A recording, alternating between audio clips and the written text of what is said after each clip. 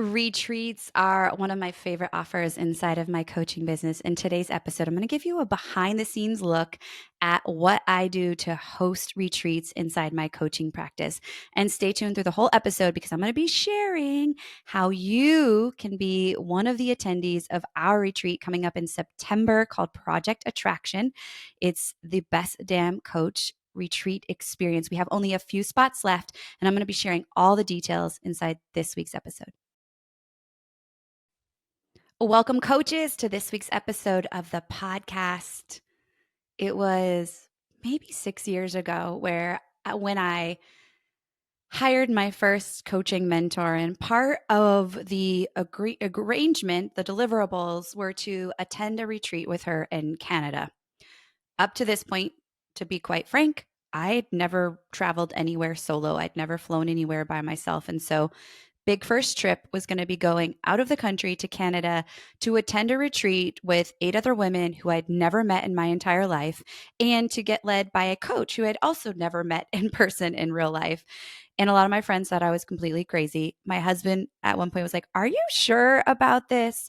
But I knew in my gut and in my soul that it was one of the steps I needed to take to continually kind of shed my old belief systems, to really become independent, and to trust this future version of myself that I was so excited about becoming. And I knew that I wanted to be in this experience with other women to really hone in on my business and also my personal self. That retreat in this little cute little tiny lake town in Canada rocked my world. It taught me so much about myself. It gave me so many personal breakthroughs that I didn't really expect. I went in thinking business, business, business, and I came out going, "Oh my gosh, this whole business thing isn't going to shift if I don't really shift as a woman." And there was even this moment, it was on this lake. And if you would imagine, down below it was this cute little bunkhouse that probably fit maybe like 15 of us, wooden floors. And it was, I think, about October. So this summer had just ended, and it was early October. And we had just finished a morning workout that I was so graciously invited to lead. And it was sweaty, like the fog on the windows, like it was like a sauna in there. And somebody just jokingly, after we came out, said, "Oh, it would feel so good to jump in the lake." I'm like, yeah, it would. And at this moment, I just felt so empowered. And we literally just like stripped down, and a few of us jumped in the lake, sports bra, underwear, all the things. I was just so empowered. And it was a stepping stone and a catalyst for so much growth inside my business and life. And it also is what inspired me to begin hosting retreats myself. That retreat container is unlike anything else that really happens inside of business. And so today, that's really what I'm going to be talking about, is my formula and how I use frameworks to grow my coaching business. And I'm going to give you a behind the scenes look at my retreats. And one of the reasons I'm talking about this episode is because signups for my first retreat that I've actually done in about a year and a half, 2 years. I haven't hosted retreats for a while because I was putting my energy and focus in other things, and retreats take up so much energy for me in a good way. But you guys, I am hosting a retreat coming up here in Arizona, specifically in Scottsdale, Arizona, September 23rd through the 26th. It's a 3-night stay. You'll check in on a Monday. You will leave on the fourth day, on that Thursday morning. And together, what we're going to be focusing on is client attraction. The theme of this year's retreat is called Project Attraction. And I do retreats unlike anybody else in that it is project focused. It is time for your business. You're going to walk away with tangible stuff that you implement directly into your business before you even leave. But there's also space to reflect, implement personal work that we do, downtime, space to just be, where you're not having to clean, fix meals, worry about anybody else's needs. And honestly, the latter parts I just mentioned are some of the most valuable parts. And I'm inviting you to come snag one of the last spots. One of the beauties of being a member of the BDC community is they get first access. So the retreat is actually almost 80% full right now. So we have a few remaining spots. And you, as a listener, I want to invite you to learn more. So you can head on over to amanda-walker.com/retreat. You can see we have a few room selections available. You can get all the details. You can see the most stunning, beautiful, coolest place that I have booked for us to come together, this massive Airbnb, and right in the middle is this lavish bougie pool. We're going to be spending time in the Arizona sun brainstorming, and it's going to be one of the most impactful experiences of your life. I can guarantee that. I have so many surprises in store, which you're going to hear in just a moment is one of my methodologies in getting repeat attenders of my retreats and raving reviews of my retreats. But I would love for you to be one of the last few spots that gets snagged up. It is first come, first serve. You can go there, you can ask me questions, send me a DM, and I'm so excited to have you because it's going to be something that you will absolutely never forget, and you're going to come every single year.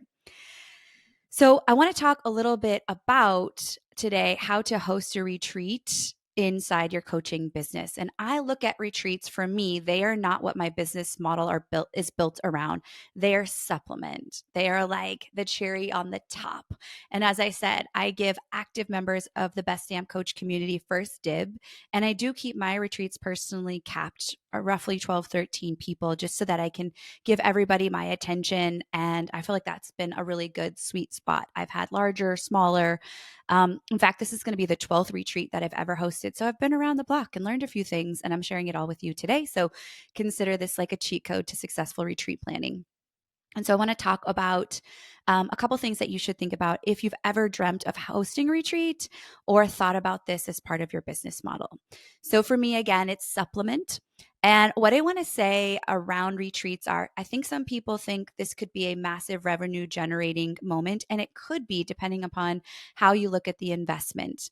I've scaled my retreats as far as the outgoing expenses over time as I've grown in my brand.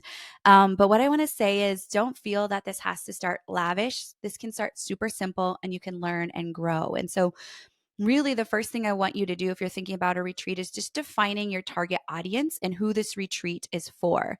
And my suggestion is making sure that the retreat you host is for the ideal client you already serve, so that there are opportunities to kind of give special offers inside of the retreat, but so that the existing audience you have is also a match for the retreat. So for instance, this retreat is only for coaches. My previous business retreats were for service providers. So I've had photographers, interior designers. And while that was amazing for that kind of time in my business, it doesn't make sense for me to include them now because my ideal client is our coaches like you. So just think about how the retreat really fits into your larger business model and make sure that it's serving your ideal client if that your goal is to retain them into other offers. And so what I'm going to kind of do is just give like a timeline, if you will, an overview of how to plan out your retreat and what things you can consider, and in particular, the order that I do them in. And you can decide, if this framework is best for you or not. So first thing for me is I identify a date that works in my life. The biggest thing for me is that I want the retreats to be energetically aligned with my family. So I don't really any longer host retreats on the weekends because that's typically when my kids all have sports. And I've learned that from my audience, actually, it's the same. It's actually easier for them typically to get away from a weekday. Even if you are somebody that's doing this coaching thing on the side right now, this gives some flexibility to most people. So I choose the date and then I begin to hunt for a location. So I love hosting it at an Airbnb. I used to host all of my retreats. I've done about 10 of my retreats in Sedona. I found a few venues that I really love. Love Sedona. It's been good to me. The drawback is a lot of the things that I want to do and the vendors that I use can't always travel to Sedona, or it ends up being a large investment because I bring them up to Sedona. And as we've grown, I've also found that like finding a place where 12 women can fit comfortably in their own bed and have privacy and space to move around is harder to come by. And I've found that Scottsdale, which is already pretty much a destination for many people, has a lot more options. And so for me, this is why I've moved down and back into the Valley of the Sun to host them. And I can bring my people close into the retreat for all the surprises that I have in store. And so then that helps me begin to really set the cadence for the budget that I will be using. And I think this is a really important part, is that before you set pricing, is I really want you to know the biggest investment is going to be the location, what you spend on the place. The other thing you can do is host a retreat at a hotel and you can absorb the cost of the rooms, or maybe it's more like a few day event than I would say if the people are booking their own hotels. So I'm going to speak just to kind of what I do around Airbnb usage, because for me, that really feels like a retreat. It feels like there's this, some of the most beautiful the time that comes from retreats is like the downtime of the nights when all the girls are in their pajamas and we're just connecting. There's no really content. And I think the girls that have attended my retreats, offer that as well. And so once you have a location that can, you can kind of start to think about how many people do I want to handle? How many people fit? And that will determine like what kind of place you're looking for when it comes to Airbnb or, whatever rental space. Sometimes I look in Airbnbs, but I also have some private luxury rental places that I rent from that I've built a relationship with over time. And I tend to use those now because we have a tried and true relationship. And so once I know what the place is, how many people I'm going to, I actually begin to workshop total budget. So I start to just open up a spreadsheet and think about, okay, for 3 or 4 nights or whatever you're going to rent the space for, 2 nights, what is that going to be, including taxes? So I know the line item for there. And then I start saying, what else do I want? Like, what would I budget for food? Am I going to have all the food catered in? What might that look like? What do groceries look like? What other special surprise things do I want to have in there? If I'm going to do swag bags. And so I have a clear budget proactively around my best guesses of what I might include for them. And that way I know what my bottom line is that I need to bring in order to at least break even, because that's like goal one, break even. Beyond that, of course, I want to make profit too. But you really can decide a few things. In the beginning, it might be to break even. Maybe you like go a little bit more lavish in the budget to really build like raving testimonials of what's going to be happening. And that way can use that as media and marketing for future events. Totally up to you. But I want you to at least like break open a budget and begin to think about what those things look like and plan for those expenses over time. I'm not going to reveal other line items in my budget because some of those are surprises. And I know some of the girls that are already signed up are listening to this. Hey, ladies, I'm excited to be with you in real life. And I don't want to ruin any surprises because this year's retreat is so good. And I want them to be totally pumped in real time. Um, so once you kind of have that budget, you can start to begin the invitation process and opening the doors. So if that means it's informal, I really encourage you to start with your network first. So this is why I reach out to my existing community and I say, hey, we're opening up the doors. I want to let you in on it. You could even give a discount code to your initial community. And then you can go outside your initial client pool. Maybe you're sending more messages to people maybe you belong to communities and you want to invite them. I personally like doing that because it keeps it close. And then I have a greater pulse on who's there. They already know my stuff and they know who I am and what kind of value I bring to the table. That way, energetically, it's really aligned. I feel like the retreat is a sacred space. And I really love to have conversations with women before I even let them into the retreat so that I know, like, okay, we are a match. This is most definitely a good fit to come inside this container. And then you can maybe, after you've filled those places, keep reaching out to more within your network, then go maybe to your email list, podcasts, wherever, and begin to explore and work on filling it up. And I often have the retreat booked months in advance before I've really workshopped the content. I have found that personally, I get like this divine download of exactly what I'm going to be teaching at a retreat and what I like to theme my retreats. I've found that from attending many retreats, the problem I see with many retreats is they're pretty fluffy and they ping pong all over and they bring in this guest and this guest. And then there's like overwhelm for the clients. That's not my retreat. I like to curate a very masterfully crafted experience so everything flows together and they leave with literally a tangible outcome. And that's extremely impactful so that they create they bring that momentum right back into their everyday life. And so once I have it kind of filled up, then that's really where I begin workshopping the content.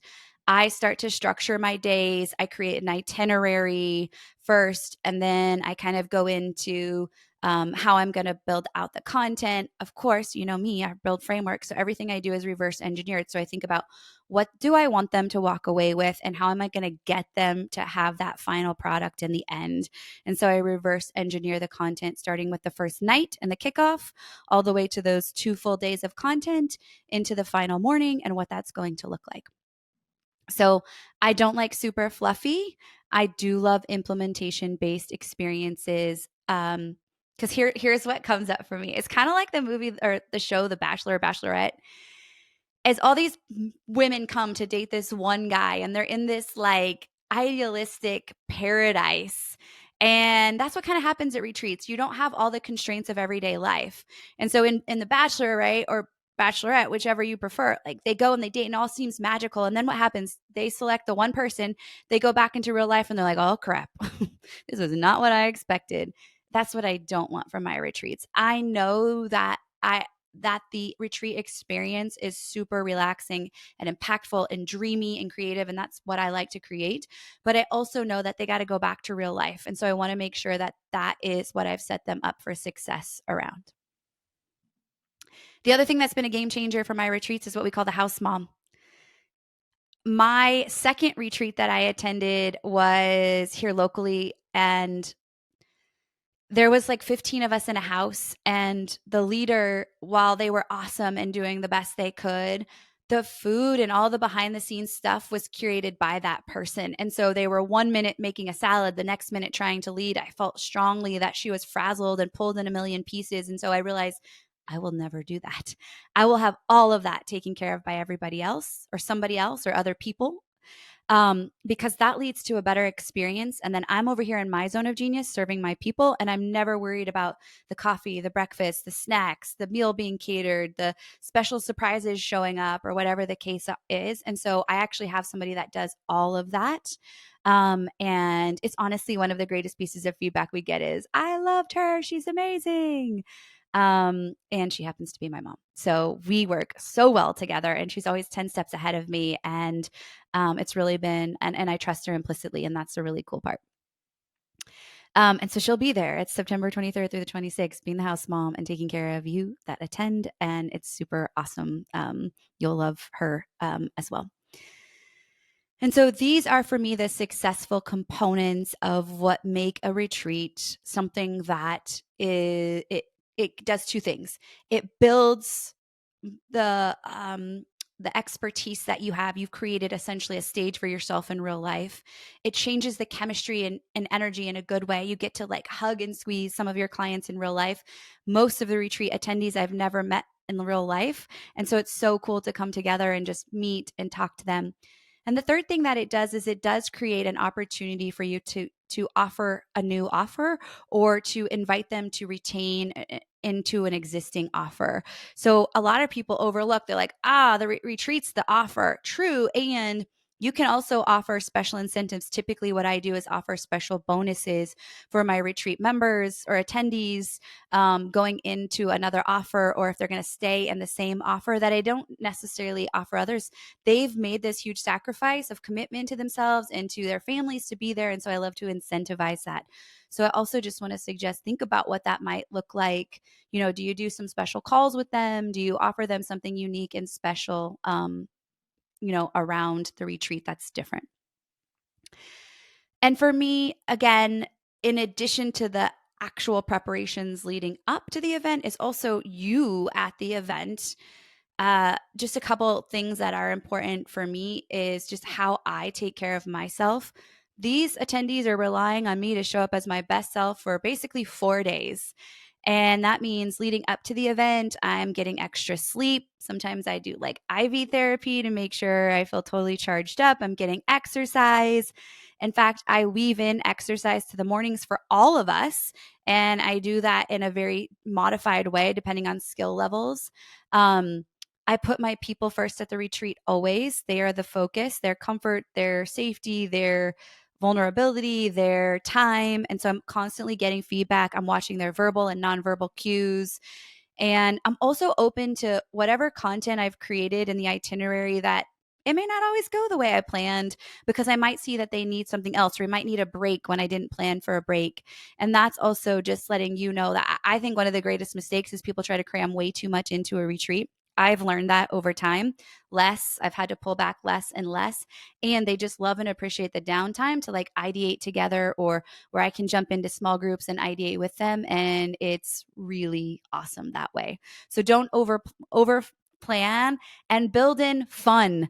Like, do things that stretch people, that are, simple dance parties, to whatever version of fun works for you, is finding ways to bring in that like childhood laughter. And that way they really feel connected, positive emotions are created. And then when all said and done, of course, like I mentioned, it's like, give them a next step, make sure they're leaving with action, give them a next step into one of your offers. And I think you're going to find that you just have this raving reviews of people that come around and around and around. And while they're there live, speaking of raving reviews, is a really great opportunity for you to capture those reviews.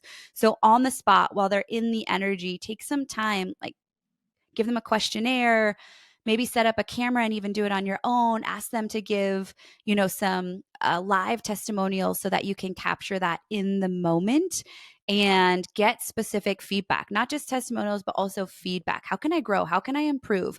What would have made this event even more awesome? That is, your people are going to tell you what they need. And I've crafted so much of my retreats based on that feedback over the years, and they just keep getting better and better and better. So again, we have just a few spots left for this September's retreat. You will fly into Sky Harbor Airport. It is in Scottsdale, Arizona, September 23rd through the 26th. You will be completely taken care of. And as you're listening to this, you can head on over to amanda-walker.com/retreat for all the investment options. But if you have a question about retreats, I'm happy to hop on a call on our retreat. If you want to hop on a call, ask me those questions, or just shoot me a DM with some of the questions. Hey, Amanda, I'd love to come to your retreat. Here's a few things that I'm trying to figure out. But what I really want to say is, you're going to have so many objections that come up. I can't leave my family for 3 days. I'm not making all this money yet to justify the retreat expense. It's so expensive, plus the travel. Those are all just thoughts. And while I don't want to dismiss that's how you feel, I've been right where you've been, in that place of like, should I really do this? And what I can tell you is that saying yes to that experience changed the way I showed up as a parent. It changed the way I showed up in business. My husband felt it. He was just like, you have this power, you have this confidence, you have this self-belief that happened somewhere in between. And what it will give you is this permission and abundance when it comes to investing, to understand, like, if you want to become somebody different, if you want to do different things, if you want to have somebody pay you for a treat, then you got to go out and experience these things for yourself. And that all starts with saying yes. And so I would love to meet you in real life. And again, if this episode served you in any way, if it helped you, take a screenshot while you're listening, tag me in it, send me a DM with any questions you have. And I'm excited for you to consider, weaving a retreat into your coaching model. And most importantly, I'm excited to have you at my retreat, Project Attraction, this year in 2024 in September. So have an amazing rest of your day.